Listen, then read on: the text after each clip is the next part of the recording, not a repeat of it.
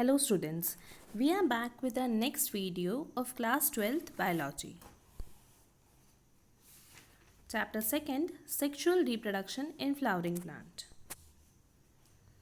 In the last video, we have talked about stamen and microsporangium. ये दोनों topics हम detail में already पढ़ चुके हैं. In this video, we are going to talk about pollen grains. Pollen grain is also known as male gametophyte. Pollen grain को male gametophyte भी कहते हैं. इन्हें male gametophyte क्यों कहते हैं? क्योंकि इन्हीं के अंदर present होते हैं male gametes. ओवरऑल ये कह सकते हैं हम कि pollen grains और male gamete दोनों अलग अलग चीज़ें हैं, क्योंकि pollen grain के अंदर ही present होते हैं male gametes. हमने लास्ट वीडियो में फ्लावर के स्ट्रक्चर में देखे थे इस तरह के कुछ स्ट्रक्चर, जिसे हमने क्या बोला था? स्टेमन. स्टेमन के दो पार्ट्स होते हैं. हमने पहला बोला था एंथर लोब और दूसरा कहा था हमने फिलामेंट. एंथर लोब और फिलामेंट, इस एंथर के अंदर बहुत सारे पॉलन ग्रेन प्रेजेंट होते हैं, जो नॉर्मली जब आप फ्लावर को देखते हैं या टच करते हैं तो आपने ऑब्जर्व भी करा होगा. जैसे ये एक हिबिस्कस का फ्लावर बता रखा है मैंने, जिसे हम हिंदी में गुड़हल भी कहते हैं. इस हिबिस्कस के फ्लावर में आपको ये येलो कलर का कुछ सब्सटेंस दिख रहा है, that is what your stamens. In stamen को जैसे ही आप टच करेंगे तो जब भी इसमें डेहिसेंस होगा तो आपको बहुत सारे पॉलन ग्रेन आपके हैंड पे स्टिक हो जाते हैं. उसी पॉलन ग्रेन को जब आप स्लाइड में देखते हैं, स्लाइड में रख के माइक्रोस्कोप में देखते हैं, then you will observe a different variety. बहुत सारी डिफरेंट वेराइटी के आपको पॉलन ग्रेन्स अलग अलग स्पीशीज़ के स्लाइड के अंदर माइक्रोस्कोप में देखने को मिलते हैं. ये आपको एनसीईआरटी का पैराग्राफ दे रखा है. Pollen grains, the pollen grain represent the male gametophyte. Pollen grains को ही हम क्या कहते हैं? मेल गैमेटोफाइट, बिकॉज इसी के अंदर प्रेजेंट होते हैं male gametes. If you touch the open anther of hibiscus, hibiscus मैंने अभी आपको प्लांट बताया, फ्लावर बताया था, और any other flower, you would find deposition of yellowish powdery pollen grains on your finger. आप क्या ऑब्जर्व करेंगे? येलोइश पाउडरी सब्सटेंस आपके हैंड पे स्टिक हो जाता है. That is nothing but pollen grains. Sprinkle this grain on the drop of water. आप इन pollen grains को कहाँ पे डाल दीजिए? एक ड्रॉप ले लीजिए और उसे आप रख दीजिए ग्लास स्लाइड पे. Then you observe under the microscope. आप कहाँ पे देखेंगे उसे? माइक्रोस्कोप में देखेंगे तो आपको बहुत सारे डिफरेंट वेराइटीज़ के शेप्स, साइज, स्ट्रक्चर्स, अलग अलग आर्किटेक्चर, डिज़ाइंस देखने को मिलेंगे पॉलन ग्रेन्स के, अलग अलग स्पीशीज़ के. You will really be amazed at the variety of architecture, size, shape, color, design seen on the pollen grains from different species. अलग अलग तरीके आपको स्पीशीज़ के अलग अलग आपको साइज, शेप्स के पॉलन ग्रेन्स देखने को मिलेंगे. पॉलन ग्रेन की अगर हम जनरली बात करें तो ये कैसे होते हैं? They are spherical in shape. Spherical shape के ही होते हैं. इनका डायमीटर अप्रॉक्सीमेटली 25 to 50 माइक्रोमीटर होता है. और इनका अगर हम स्ट्रक्चर देखें, ये स्ट्रक्चर हमको दिख रहा है, तो पॉलन ग्रेन के स्ट्रक्चर में जो आउटर मोस्ट एक हार्ड लेयर होती है जिसे हम कहते हैं एक्साइन, उसी के अंदर एक और लेयर होती है जिसे हम कहते हैं इंटाइन. सबसे पहले हम बात करते हैं इस एक्साइन लेयर की. ये जो एक्साइन की लेयर होती है, ये बनी होती है स्पोरोपोलिन मटेरियल से. ये जो स्पोरोपोलिन मटेरियल है, ये बहुत ही ज़्यादा रेजिस्टेंट ऑर्गेनिक मटेरियल है. ये इतना ज़्यादा रेजिस्टेंट होता है कि बहुत ज़्यादा हाई टेम्परेचर या फिर एसिड और एल्कली से भी ये बिल्कुल डिग्रेड नहीं होता है. नहीं हमको अभी तक ऐसा कोई एंजाइम मिला है जिससे इसको हम डिग्रेड कर सकें. यहाँ पे आपको दिख रहा होगा डायग्राम में एक पोर बता रखा है, इसे जर्म पोर भी कहते हैं. जो एक्साइन की लेयर है ये किससे बनी होती है? स्पोरोपोलिन से. पूरी एक्साइन की लेयर में सब जगह स्पोरोपोलिन मिलेगा आपको, एक्सेप्ट दिस जर्म पोर. इस जर्म पोर की जगह आपको स्पोरोपोलिन नहीं मिलता है. यहाँ पे स्पोरोपोलिन एब्सेंट होता है. उसी के अंदर आपको एक लेयर दिख रही है जिसको हमने क्या कहा? इंटाइन. ये इंटाइन की लेयर बनी होती है सेल्यूलोज एंड पेक्टिन से. ऐसा क्वेश्चन पूछा जाता है बहुत बार कि एक्साइन की लेयर किससे बनी होती है या फिर इंटाइन की लेयर किससे बनी होती है, तो ये आपको पता होना चाहिए. और अगर हम देखें इसे, जब भी एंथर मैच्योर होता है तो एंथर के अंदर आपको दो तरह के सेल्स मिलते हैं. यहाँ पे जो आपको ये पूरा सेल दिख रहा है, ये सेल कौन सा है? Vegetative cell. वेजिटेटिव सेल आपको बता रखा है यहाँ पे। इस वेजिटेटिव सेल के अंदर एक और सेल प्रेजेंट होता है जिसे हम क्या कहते हैं? Generative cell. यहाँ आपको जनरेटिव सेल दिख रहा है, जनरेटिव सेल का न्यूक्लियस बता रखा है। नॉर्मली जो जनरेटिव सेल होता है, ये जनरेटिव सेल प्रेजेंट होता है साइटोप्लाज्म में वेजिटेटिव सेल के। वेजिटेटिव सेल जो इतना बड़ा जो सेल आपको बता रखा है, ये पूरा वेजिटेटिव सेल है। इसका जो साइटोप्लाज्म है, उसी के साइटोप्लाज्म में आपको जनरेटिव सेल मिलता है। ओवरऑल हम अगर स्ट्रक्चर देखें तो ये पॉलन ग्रेन का स्ट्रक्चर है, जिसे हम मेल गैमेटोफाइट भी कहते हैं। Outer most layer is known as exine. ये बनी होती है स्पोरोपोलिनिन से। स्पोरोपोलिनिन सब जगह प्रेजेंट होता है इस लेयर में एक्सेप्ट दिस जर्म पोर। उसी के अंदर लेयर प्रेजेंट होती है जिसे हम क्या कहते हैं? इंटाइन। और जो पॉलन ग्रेन होते हैं, इसके अंदर दो सेल प्रेजेंट होते हैं। एक बड़ा सेल होता है, बिगर साइज का होता है, जिसे हम कहते हैं वेजिटेटिव सेल। उसी के अंदर एक स्मॉलर साइज का सेल होता है जिसे हम कहते हैं जनरेटिव सेल। हमने अभी देखा था पॉलन ग्रेन के स्ट्रक्चर में दो सेल देखे थे हमने, तो उसे हम कह सकते हैं टू सेल स्टेज। दो सेल कौन कौन से देखे थे हमने? एक तो देखा था हमने जनरेटिव सेल और दूसरा हमने देखा था वेजिटेटिव सेल। ये दो सेल्स हमने ऑलरेडी देख रखे हैं। यहाँ पे आपको ये छोटा सेल बता रखा है जनरेटिव सेल, और आपको ये जो बड़ा सेल दिख रहा है, ये आपको बता रखा है vegetative cell. Normally 60% of the plant, या फिर हम बोल सकते हैं एंजियोस्पर्मिक प्लांट में जो पॉलन ग्रेन शेड होते हैं, शेड होने का क्या मतलब है? जैसे ही एंथर मैच्योर होगा तो उसके जो पॉलन ग्रेन्स है वो वहाँ से रिलीज़ होंगे। डेhiscence की प्रोसेस हम बोल सकते हैं। जैसे ही आप बोलते हैं कि जो आपके पॉलन ग्रेन्स है रिलीज़ होंगे, उसे हम शेड होना भी बोलते हैं। तो ये रिलीज़ होते हैं टू सेल स्टेज में। टू सेल मतलब कौन कौन से दो सेल प्रेजेंट होंगे? जब जनरेटिव सेल और वेजिटेटिव सेल। बट रिमेनिंग 40%, 60% में तो हम देख रहे हैं ऐसा ही होता है कि टू सेल स्टेज में पॉलन ग्रेन्स शेड हो जाते हैं। बट रिमेनिंग हम कह सकते हैं जो 40% स्पीशीज़ है, उनमें दो सेल की जगह कितने सेल देखने को मिलते हैं आपको? 3 सेल। अब ये 3 सेल कहाँ से आए हैं?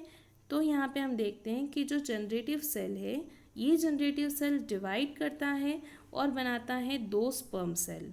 स्पर्म सेल बोल सकते हैं, या फिर बोल सकते हैं हम इसको मेल गैमेट। ये जो मेल गैमेट है कितने हैं? 2 है। और ऑलरेडी एक और क्या प्रेजेंट है यहाँ पे हमारे पास में? Vegetative cell. तो टोटल कितने सेल हो गए यहाँ पे? 3 सेल हो गए।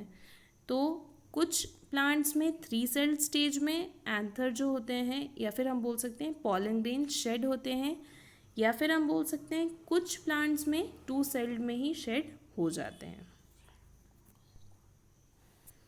एक क्वेश्चन आपको दे रखा है एनसीईआरटी में, why do you think the exine should be hard? ऐसा क्यों होता है कि जो एक्साइन की लेयर है हार्ड होती है?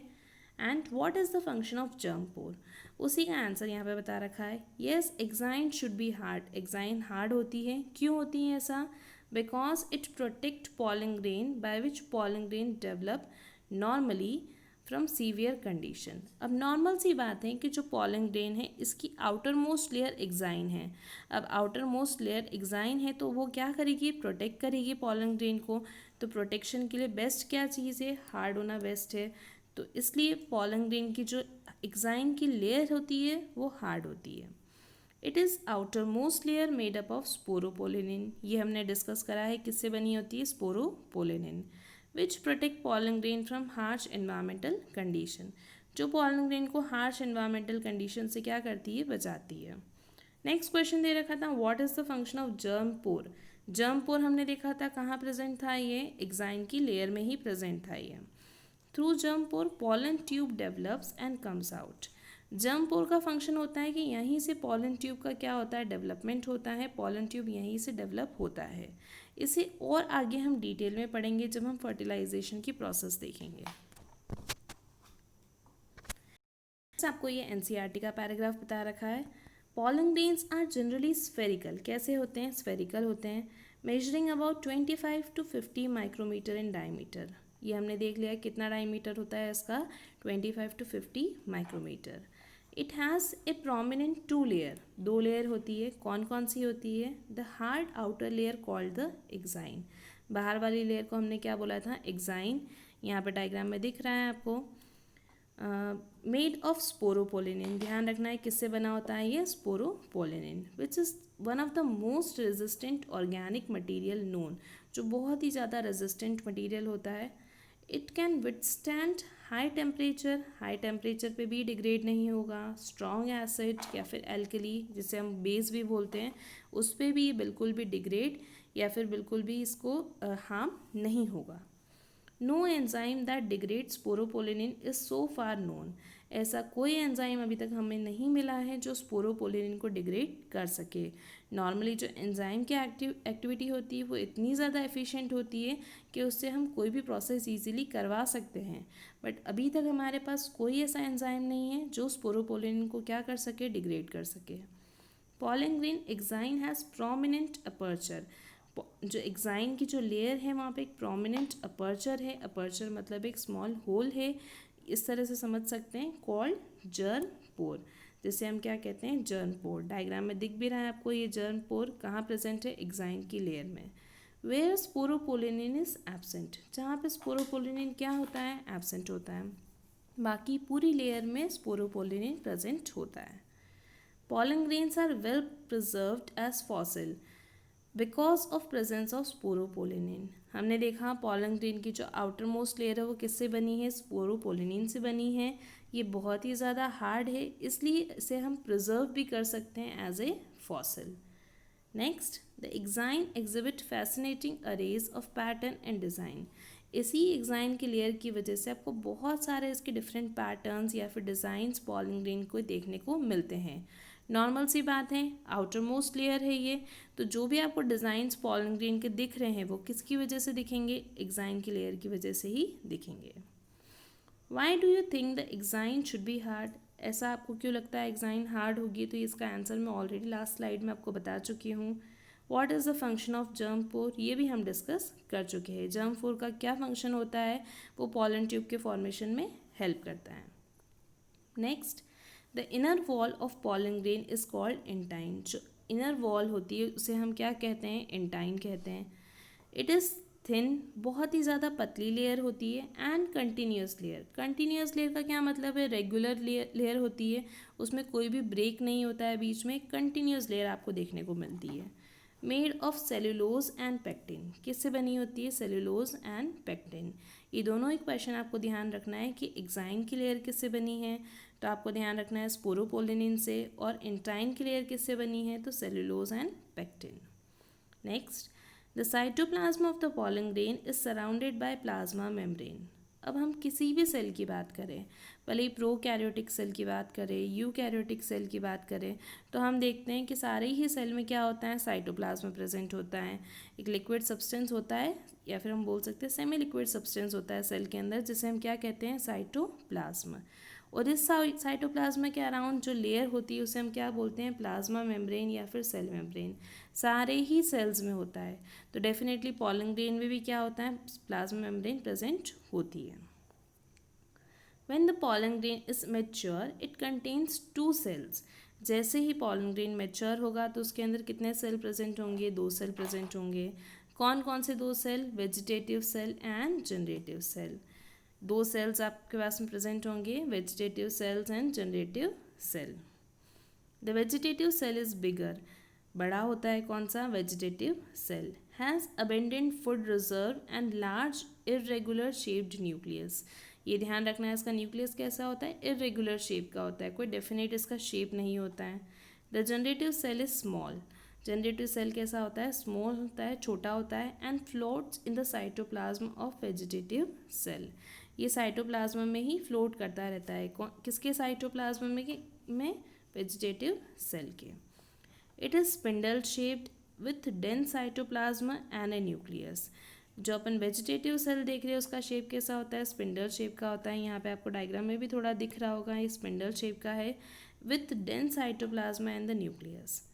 इन ओवर 60% ऑफ एंजियोस्पर्म, 60% अगर हम प्लांट्स की बात करें तो pollen grain are shedded 2 cell stage, 2 cell कौन कौन सी रहते हैं मैं बता चुकी हूँ आपको, एक जनरेटिव सेल और दूसरा कौन सा है, वेजिटेटिव सेल। इन दो सेल में ही पॉलन ग्रेन क्या हो जाते हैं, शेड हो जाते हैं या फिर प्लांट से रिलीज हो जाते हैं to land to the stigma. In the remaining species the generative cell divides. बाकी की जो 40% स्पीशीज़ है उसमें क्या होता है, जो जनरेटिव सेल है ये डिवाइड करता है। डिवाइड होने के बाद में कितने सेल बना लेता है, 2 सेल बना लेता है, जिसे हम कहते हैं male gametes. The generative cell divides mitotically to give rise to the 2 male gametes. कितने मेल गैमेट बनेंगे, 2 मेल गैमेट बनेंगे before pollen grains are release. तो उसे हम क्या कहते हैं, 3 सेल स्टेज। ओवरऑल आपको यहाँ पे ये ध्यान रखना है कि कुछ प्लांट स्पीशीज़ या फिर बोल सकते हैं 60% plant species pollen grains release होते हैं 2 सेल स्टेज में, और बाकी की जो प्लांट स्पीशीज़ है उसमें पॉलन ग्रेन रिलीज होते हैं 3 सेल स्टेज में। 3 सेल कौन कौन से हैं, तो जनरेटिव सेल ने डिवाइड कर दिए हैं, 2 मेल गैमेट बन गए हैं और उसी के साथ में एक वेजिटेटिव सेल भी प्रेजेंट है, तो ओवरऑल कितने हो गए, 3 सेल हो गए। इससे भी बहुत बार क्वेश्चन बनता है। Thanks for watching and don't forget to like, share and subscribe.